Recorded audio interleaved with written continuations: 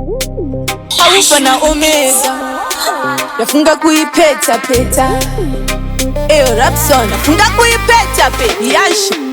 Pamunogaira tisuva munogaisira, patikajaira ndimi vatikajairira. Zvaitibowa azvichanetse kutsanangura, takariona dhiri ravo ndoparafira. Chirongo chavo ndochiputsira pamharadzano, vane tupfungwa takaonda tusina utano. Ngavamboteerera vozodaira sarungano, upenyu kana hwaramba musapupire kuno. Movement yechembere nayo maita vana, muri kuzvimba neiko kana tichiladzana. Paita lavhu musaratidze kudzimbikana, tichaipeta kusvika tava nemvere chena. Movement yechembere nayo maita vana, muri kuzvimba neiko kana tichiladzana. Paita lavhu musaratidze kudzimbikana, tichaipeta kusvika tava nemvere chena. Pane vaida kunzi vanodhonza rekeni, mhino dzavo ndavasvinira malemoni. Maziso avavira ndaisawo onyeni, ndotogonawo kuendesawo madhimoni. Olani paita kadhiri kanodzimba moyo, kana pane vanosvotiwa itsvai moyo. Zviri zvengoma dhanzi ndakatoripata kiro, takaipfura yekuvhiringidzwa nezvitiyo. Movement yechembere nayo maita vana,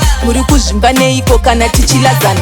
Paita lavhu musaratidze kudzimbikana, tichaipeta kusvika tava nemvere chena. Movement yechembere nayo maita vana, muri kuzvimba neiko kana tichiladzana. Paita lavhu musaratidze kudzimbikana, tichaipeta kusvika tava nemvere chena. Pamunogaira tisuva munogaisira, patikajaira ndimi vatikajairira. Zvaitibowa azvichanetse kutsanangura, takariona dhiri ravo ndoparafira. Chirongo chavo ndochiputsira pamharadzano, vane tupfungwa takaonda tusina utano. Ngavamboteerera vozodaira sarungano, upenyu kana hwaramba musapupire kuno. Movement yechembere nayo maita vana, muri kuzvimba neiko kana tichiladzana. Paita lavhu musaratidze kudzimbikana, tichaipeta kusvika tava nemvere chena. Movement yechembere nayo maita vana, muri kuzvimba neiko kana tichiladzana. Paita lavhu musaratidze kudzimbikana, tichaipeta kusvika tava nemvere chena.